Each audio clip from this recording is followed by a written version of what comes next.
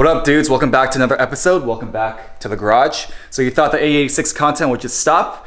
Hell no, we're not done yet. There's definitely a lot more work to do, and even today, this weekend, I got a couple of things I need to knock off the agenda, and I'll get to that as the video proceeds. But obviously the car isn't actually here right now. I'm about to go pick it up, and the reason why it's not here is because last week I dropped it off again to Car Bar for some more fabrication work. You'll see all that in a moment, but basically, I was driving the car, of course, put some miles on it. I took it to the Canyons actually recently, and I noticed during my assessment of the first drives, the coolant temperature was a little bit hot. It was starting to kind of overheat at some times, like randomly, just like if I'm driving on the freeway or whatever, the temperature is usually pegged at like around 3/4, and then sometimes it'll go all the way to max, and then it'll slowly climb back down. So it's kind of weird, and it'll do that like, intermittently and repeat itself. So definitely something's up with the coolant system. Not sure what it is. I think it might be because of heat soaking from the header being so close to the water neck. And at the time we thought it was okay. We kind of just left it, even though we should have taken care of it at that time. So that's exactly why I brought the car back to Car Bar, to have that chopped and welded and to give it some more clearance. And hopefully that'll help with the whole, overheating mess that I'm having. And I know in my last episode I said that it was going to be the final build series, but of course you guys all know this stuff never ends. It is true that all the big stuff is for sure taken care of. I mean, obviously the car is running, but I still got some tricks up my sleeves, so stay tuned. There's a few more things I want to take care of for the car. It's not quite 100%. And then after all that stuff is taken care of, that's when I really want to start doing the driving videos. And hopefully by then I'll have my overheating issue situated as well. So yeah, I do need to still pick up a GoPro to get that stuff going. I have some other more interactive video ideas that I want to try and do this year with the car obviously running.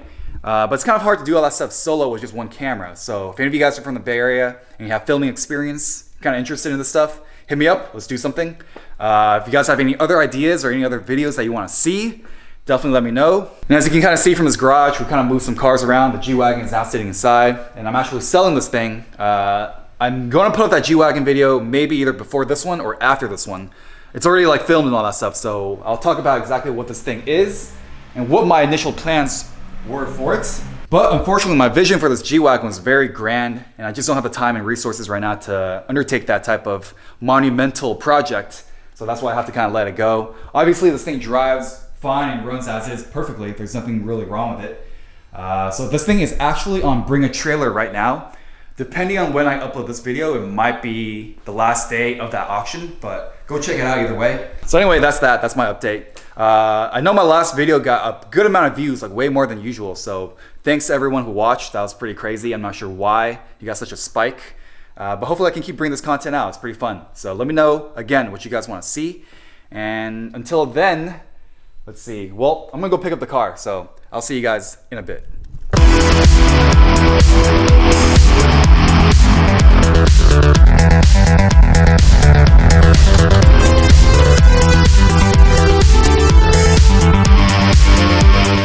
Yo, so I'm back here at Car Bar. I've been here hella times, so it's about time I give you guys a quick introduction of the man in charge. This guy right here is Josh. Say what's up, Josh. Hello, everybody. So tell us about your shop. We're obviously in Fremont, California. We do a little bit of service. We do a lot of fabrication.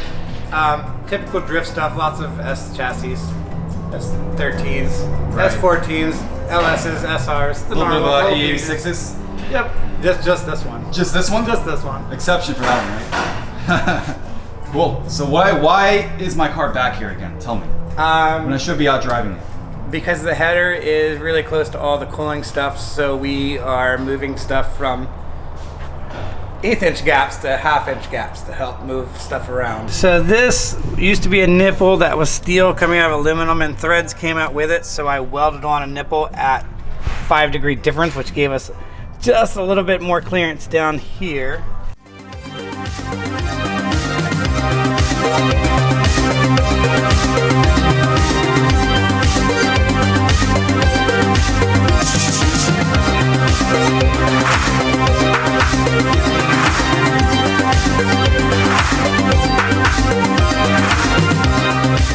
This corner used to come out and almost touch the header right here.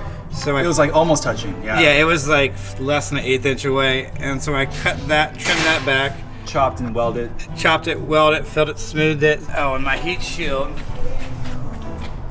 The water neck was kind of like exposed, right? Didn't have any cover. The water neck was exposed right here. Got it. So then I added this on, and then I did thicker heat shielding than I had originally. This is like the fiberglass cord one or something, Yeah. right? Nice. Okay. So not only did the water neck get moved about half an inch away, so you have an air gap, you also have this heat shield in between now, so it's perfect. Yeah. Needs to go back in. Almost there. So once the pulley's back in, you just gotta bleed it, put some coolant, or not some, put some distilled water in. Yep. And we're Gucci, huh? Yep. Right on. Thanks, man. Appreciate all your help. And then guys, come to Car Bar for all your fabrication needs. Fremont, California. Don't catch on fire.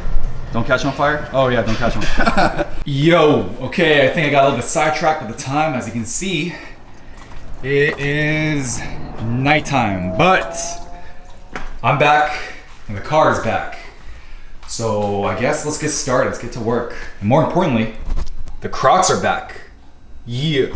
To be honest, I don't think I have enough time tonight to do a whole lot, so I'm gonna have to come back tomorrow morning and then really crank on this car.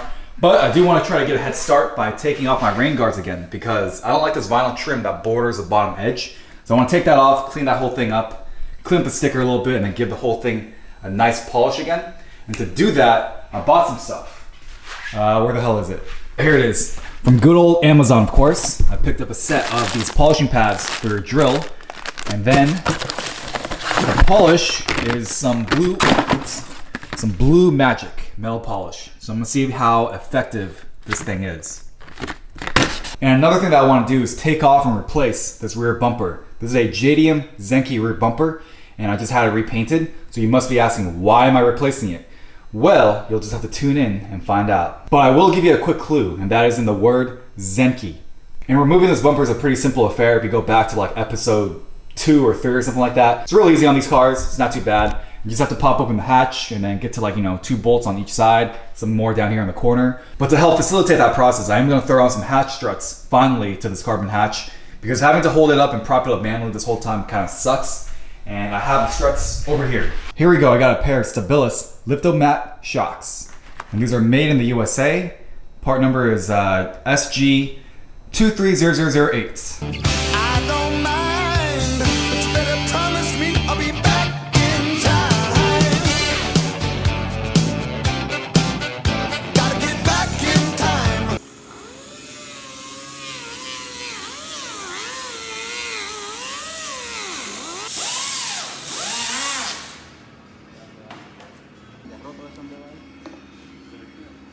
Yo, so the agenda right now is to go ahead and install this lip right here. This is actually version number 3. Don't let its at a first glance appearance fool you. It may look the same, but it's definitely not. So you guys saw in that previous clip, the sides over here were chopped off, and then of course they were extended. And the reason why all that was done is because, just to reiterate, and you guys saw the struggle that I was going through in the previous videos, but this is a JDM Zenki lip. And of course, this bumper is a JDM Koki bumper. And the dimensions on the sides are not the same. So when fitted, the lip was about an inch short from reaching the ends. And no matter how much stretching and all that nonsense that I tried to do, just was not working out. That's why we had to do the custom route and do things the hard way. So of course, after all the shaping and smoothing and all that stuff, the lip was repainted again for the 3rd time. You can see that they used a bunch of urethane plastic material to do the actual extensions. At the time that I bought this front bumper, I also picked up a second one right here.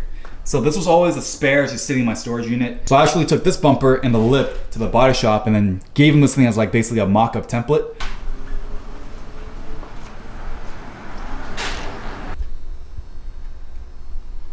Things were going pretty well, and then it failed miserably. So the mounting point for this side that was epoxied on came off again. You can see how car work can make anybody a patient man. Try number, I don't even know.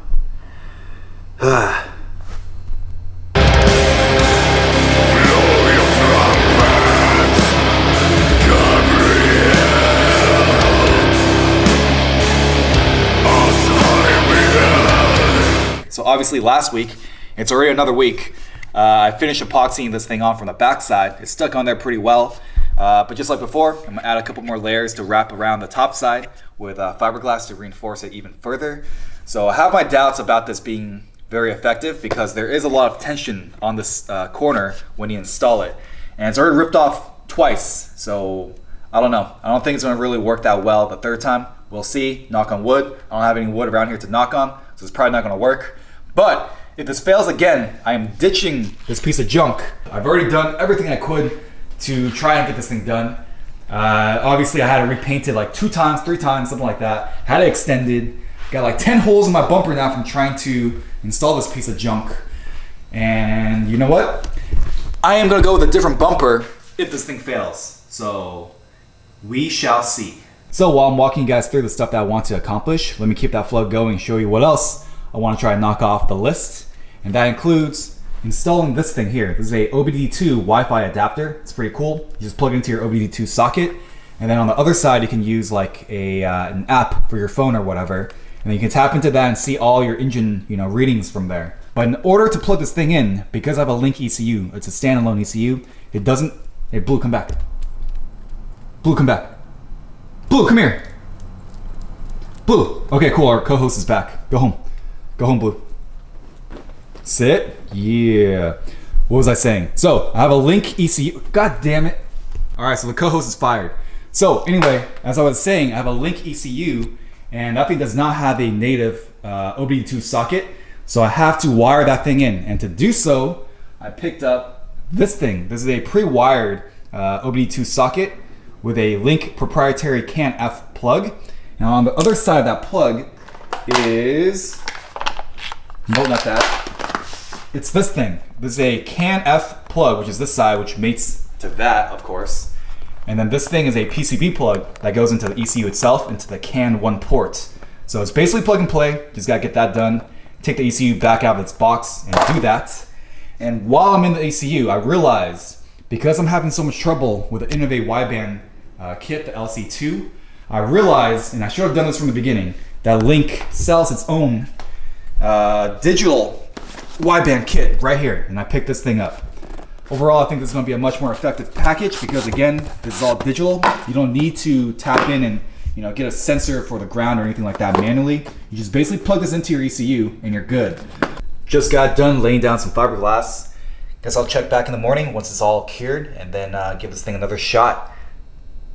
Now I'm cleaning up the rain guards because I took out the trim that sat at the bottom edge, and of course it left behind a bunch of adhesive that needs to be cleaned off. So I'm doing this with this adhesive remover, and I'm basically just rubbing it with my hands.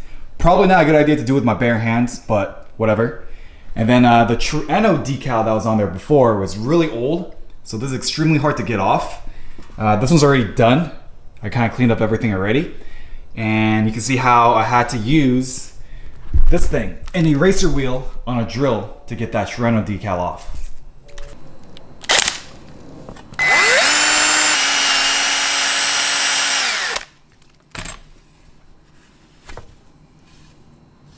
I fear I may have opened a can of worms here because I started polishing by hand these rain guards, and I've already done 2 steps. I went from 800 grit to 1000 grit, and there's definitely a long ways to go before this thing's shiny again. So I'm already out of time tonight, and I'll probably have to do this in phases and just do it over time. So anyway.